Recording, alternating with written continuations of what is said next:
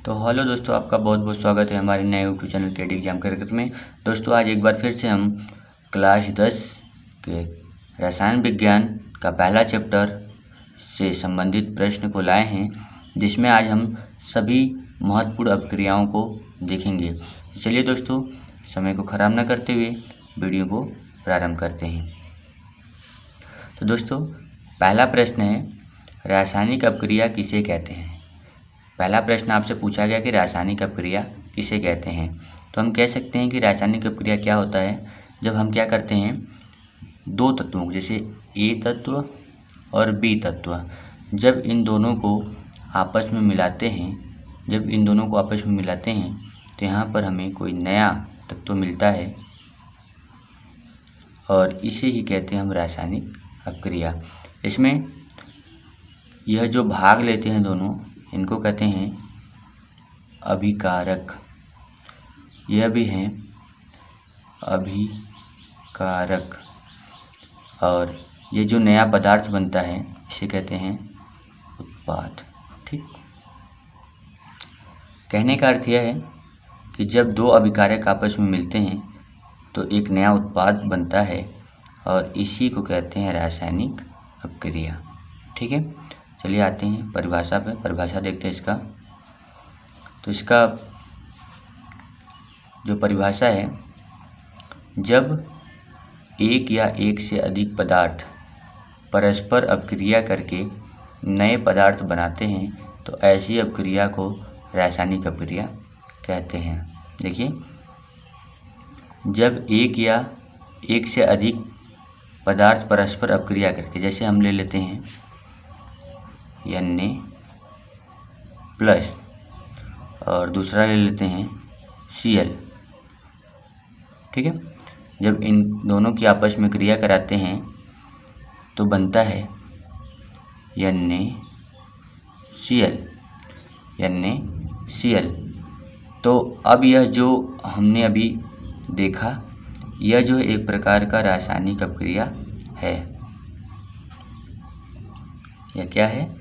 एक प्रकार का रासायनिक अपक्रिया है। ठीक है, तो ये हम यहाँ पर परिभाषा में लिखा गया है कि जब एक या एक से अधिक पदार्थ परस्पर अपक्रिया करते, जैसे देखिए एक और एक, दो पदार्थ मिलकर अपक्रिया की नए पदार्थ बनाते हैं। यहाँ पर नया पदार्थ बना है तो ऐसी अपक्रिया को रासायनिक अपक्रिया कहते हैं।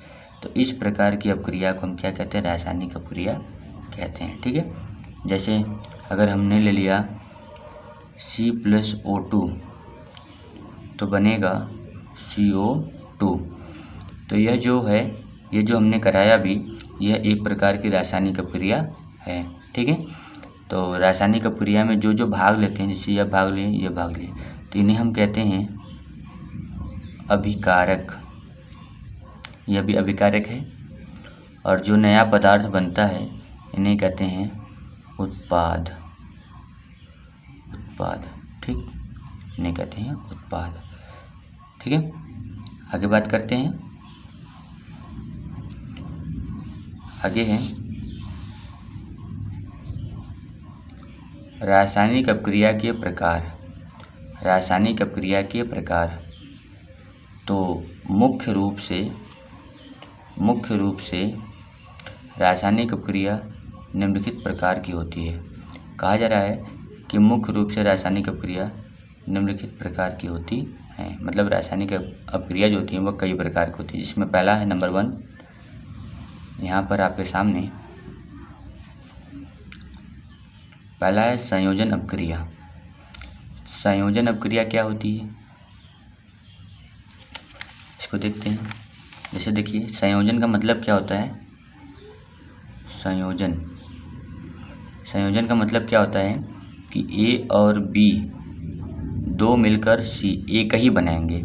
जब दो अभिकारक मिलकर एक ही उत्पाद बनाते हैं तो इस अपक्रिया को कहते हैं संयोजन अपक्रिया। ठीक है, तो वही लिखा गया यहाँ पे। संयोजन अपक्रिया वह रासायनिक अपक्रिया है जिसमें दो या दो से अधिक प्रकार के अणु परस्पर जुड़कर केवल एक ही प्रकार के पदार्थ के अणु बनाते हैं। केवल एक ही प्रकार के अणु बनाते हैं। ठीक है, जैसे अगर एग्जाम्पल देखना हमें, तो जैसे हमने ले लिया Na, ठीक, प्लस Cl2। जब इसको हम अपक्रिया कराएंगे तो मिलेगा NaCl। यहाँ पर 2 क्लोरीन है, तो अगर यहाँ पर हम 2 करते हैं, तो यहाँ पर क्लोरीन तो 2 हो गया, सोडियम भी 2 हो गया। तो इसके लिए हम सोडियम को बैलेंस करेंगे, तो यहाँ पर 2 लगा देंगे। तो अब 2 सोडियम 2 क्लोरीन, यहाँ पर 2 का मल्टीप्लाई हुआ तो 2 क्लोरीन, ठीक है। तो यहाँ पर दिख रहा है कि एक और एक, यह दोनों जो पदार्थ है यह आपस में मिलकर सिर्फ एक ही पदार्थ बनाए। तो इसका मतलब यहाँ पर 2 जुड़ गए, संयोग किए। तो संयोग करके जब एक ही पदार्थ बनाते हैं तो इस प्रकार की अपक्रिया को संयोजन अपक्रिया कहते हैं। जैसे एक एग्जाम्पल और देखते हैं, जैसे CO प्लस Cl2। तो अब CO और Cl2 जो है अलग अलग 2 अणु हैं, जब जुड़ जाते हैं आपस में तो बनाते हैं COCl2, जिसका नाम है, इसका क्या नाम है, कार्बोनिल क्लोराइड। इसको कहते हैं कार्बोनिल क्लोराइड, ठीक है। और यह है कार्बन मोनोऑक्साइड,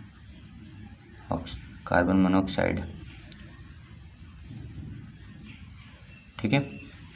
और यह है क्लोरीन,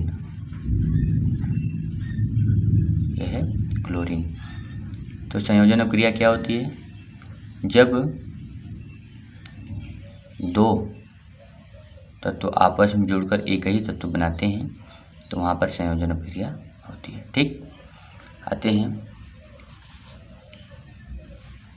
अगली अपक्रिया पर। नंबर 2 है वियोजन अपक्रिया। वियोजन का मतलब होता है टूटना, अलग होना। तो वियोजन अपक्रिया में क्या होता है, जैसे अब A है, इसको गर्म किया जाए या फिर ऊष्मा दिया जाए, इसको गर्म किया जाए तो यह क्या हो जाएगा, B प्लस C, 2 भागों में टूट जाएगा। तो A देखिए 2 भागों में क्या हो रहा है, टूट रहा है। तो इसका मतलब यहाँ पर क्या हो रहा है, वियोजन हो रहा है, यहाँ पर हो रहा है वियोजन। तो हम कह सकते हैं कि जब एक पदार्थ 2 या 2 से अधिक भागों में टूट जाता है तो यहाँ पर जो अपक्रिया होती है वो होती है वियोजन अपक्रिया, ठीक है। तो चलिए इसको देखते हैं, देखिए ध्यान से।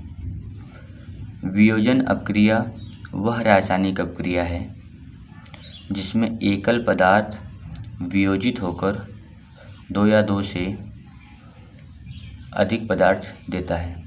देखिए, वियोजन अपक्रिया वह रासायनिक अपक्रिया है जिसमें एकल पदार्थ मतलब एक पदार्थ वियोजित होकर मतलब टूटकर 2 या 2 से अधिक पदार्थ देता है, मतलब 2 या 2 से अधिक पदार्थों में बढ़ जाता है, ठीक है। आइए इसके एग्जाम्पल को देखते हैं। जैसे हमारे पास है CaCO3, एक देखिए एक ही है। अब इसको करते हैं हम क्या, इसको देते हैं ऊष्मा। जब इसको ऊष्मा देते हैं तो ये 2 भागों में क्या होता है, टूट जाता है। कैसे टूटता है, तो यह बनाता है CaO प्लस CO2 गैस ऊपर मुक्त होती है। तो देखिए ध्यान से, यहाँ पर 2 नहीं था, एक ही है और ये टूट गया 2 भागों में। ऊष्मा देने पर यह 2 भागों में टूट गया। तो इसका मतलब यह है यहाँ पर कौन सी अपक्रिया हुई, वियोजन अपक्रिया। वियोजन अपक्रिया में क्या होता है, एकल पदार्थ 2 पदार्थों में टूट जाते हैं, ठीक है। जैसे अगर और एग्जाम्पल देखना है, जैसे अगर हमने ले लिया H2O, जल को ले लिया और इसमें क्या प्रभावित किया, धारा, इसमें विद्युत धारा प्रवाहित कर दिया। जैसे विद्युत धारा प्रवाहित किया तो हुआ क्या, ये जो जल है ये दो भागों में टूट जाएगा। किसमें, H2 plus O2, H2 plus O2 में क्या होगा, टूट जाएगा। तो अगर इसको संतुलित करें हम, अगर इसको संतुलित करें तो यहाँ पर 2 हाइड्रोजन, यहाँ पर 2 हाइड्रोजन, यहाँ पर 1 ऑक्सीजन और यहाँ पर 2 ऑक्सीजन। तो अगर यहाँ पर 2 का मल्टीप्लाई करते हैं तो 2 ऑक्सीजन हो गया, 2 ऑक्सीजन हो गया। लेकिन यहाँ पर 2 दूनी 4 हाइड्रोजन हो गए, तो यहाँ पर 2 का मल्टीप्लाई करते हैं 2 दूनी 4 हाइड्रोजन हो गया। ऑक्सीजन उड़ जाता है, तो इसके लिए हम ऐसे दिखाते हैं। तो यह हो गया वियोजन अपक्रिया। वियोजन अपक्रिया वह अपक्रिया होती है जो क्या होती है, एक पदार्थ दो भागों में क्या होता है, टूट जाता है। ठीक है, आगे बात करते हैं। आगे वियोजन अपक्रिया के प्रकार। वियोजन अपक्रिया के प्रकार, तो वियोजन अपक्रिया 2 प्रकार की होती है। जो वियोजन अपक्रिया होती है वो 2 प्रकार की होती है। कौन कौन सा, ऊष्मीय वियोजन, विद्युत वियोजन। ऊष्मीय वियोजन अपक्रिया क्या होती है, जिसमें एक पदार्थ 2 पदार्थ में जब टूटता है ऊष्मा के द्वारा, उसे ऊष्मीय वियोजन अपक्रिया कहते हैं। और जिसमें एक पदार्थ 2 पदार्थ में टूटता है विद्युत धारा के द्वारा, तो उसे विद्युत वियोजन कहते हैं, उसे विद्युत वियोजन कहते हैं। ठीक है, तो आइए देखते हैं। पहला है ऊष्मीय वियोजन। ऊष्मीय वियोजन क्या होता है, जब किसी पदार्थ के वियोजन की अपक्रिया। ऊष्मीय वियोजन, विद्युत वियोजन।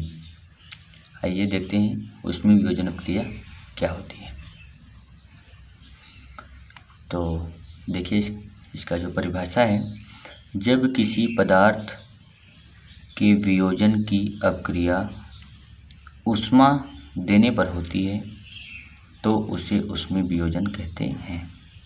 इसका मतलब क्या निकला, जैसे हम कोई पदार्थ लेते हैं, जैसे हमने लिया CaCO3, ठीक।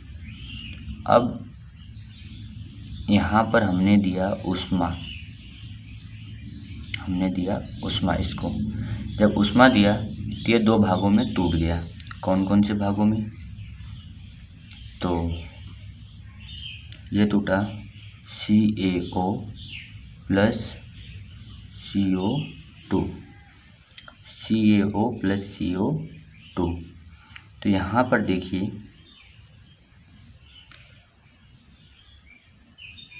इसको जब ऊष्मा दिया गया तो 1 और 2 भाग में यह क्या हो गया, टूट गया। तो यह अपक्रिया किसके द्वारा हुई, ऊष्मा के द्वारा हुई। तो इसीलिए इसको कहते हैं ऊष्मीय वियोजन अपक्रिया। ठीक है, आते हैं इसके बाद दूसरा नंबर है विद्युत वियोजन। विद्युत वियोजन क्या होता है, जब कोई अपक्रिया विद्युत धारा के द्वारा होती है, या फिर कह सकते हैं जैसे अगर हमारे पास मान लीजिए NaCl है, ठीक। अगर हमें वियोजन कराना है तो हमने यहाँ पर विद्युत धारा, इसको दे दिया विद्युत धारा।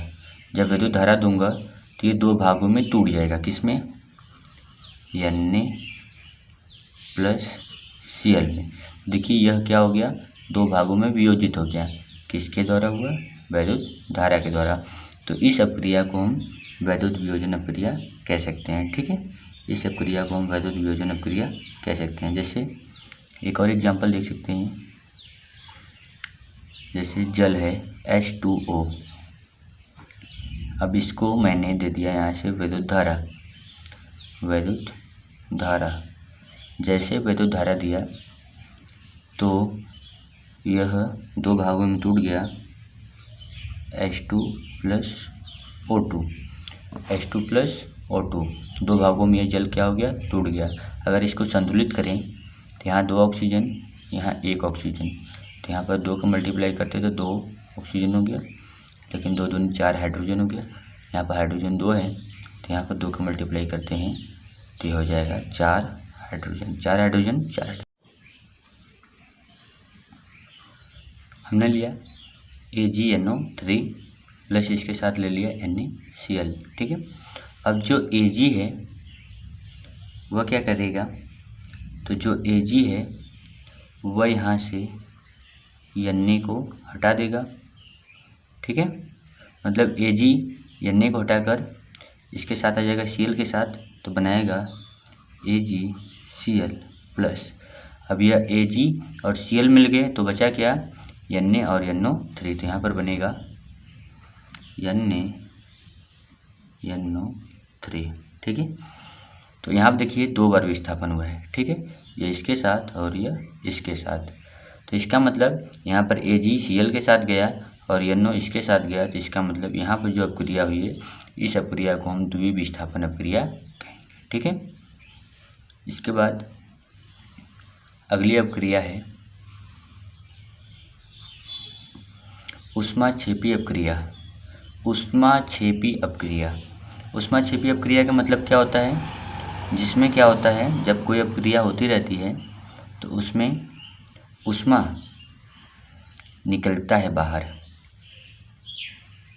ऊष्मा क्या होता है बाहर निकलता है। जैसे पढ़ते हैं, जिन रासायनिक अपक्रियाओं में उत्पाद के निर्माण के साथ साथ ऊष्मा भी उत्पन्न होती है उन्हें ऊष्माक्षेपी अपक्रिया कहते हैं। मतलब उत्पाद तो बनता है, इसके बाद ऊष्मा भी निकलती है तो उसे ऊष्माक्षेपी अपक्रिया कहते हैं, ठीक है। एग्जाम्पल देखते हैं, CH4 और इसके साथ अगर हम ले लेते हैं ऑक्सीजन को, O2 को, और इसकी क्रिया करा देते हैं अगर, तो हमको क्या मिलेगा, CO2 प्लस H2O प्लस ऊष्मा बाहर निकलेगी, ठीक, प्लस ऊष्मा निकलती है। तो यहाँ पर अगर इसको संतुलित किया जाए तो यहाँ पर ऑक्सीजन 2 है, 3 हो गया, यहाँ पर ऑक्सीजन 2 है, तो अगर यहाँ पर 2 का मल्टीप्लाई किया जाए तो 2 दूनी 4 ऑक्सीजन हो गया, और अगर यहाँ पर 2 का मल्टीप्लाई किया जाए तो 4 हाइड्रोजन और 4 ऑक्सीजन हो गया। तो इसका मतलब यहाँ पर देखिए ये जो अपक्रिया हम करा रहे हैं, तो इस अपक्रिया में क्या हो रहा है कि यहाँ पर उत्पाद तो बन रहा है, इसके साथ ऊष्मा भी बाहर निकल रही है, तो इसलिए इसे ऊष्माक्षेपी अपक्रिया कहते हैं। जिस अपक्रिया में जब नया पदार्थ बनता है इसके बाद ऊष्मा भी निकलती है तो उसे हम ऊष्माक्षेपी अपक्रिया कहते हैं, ठीक है। और आज का अंतिम प्रश्न है ऊष्माशोषी अपक्रिया। ऊष्माशोषी अपक्रिया क्या होती है, जिन रासायनिक अपक्रियाओं में ऊष्मा अवशोषित होती है उन्हें ऊष्माशोषी अपक्रिया कहते हैं। बता रहा है आपको कि जिन रासायनिक अपक्रियाओं में ऊष्मा अवशोषित होती है उन्हें ऊष्माशोषी अपक्रिया कहते हैं, ठीक। अब उदाहरण की बात करते हैं अगर, तो जैसे मैंने ले लिया N2 प्लस O2 और इसका जब हमने अपक्रिया कराया तो यहाँ पर बनेगा 2NO, और यहाँ पर जो है ऊष्मा, यहाँ पर प्लस का मतलब ऊष्मा निकल रही, यहाँ पर माइनस का मतलब ऊष्मा लग रही है, ठीक है। तो इसका मतलब यहाँ पर ऊष्मा अवशोषित होती है, मतलब इस अपक्रिया के लिए ऊष्मा की आवश्यकता पड़ती है, ऊष्मा इसमें अवशोषित होती है।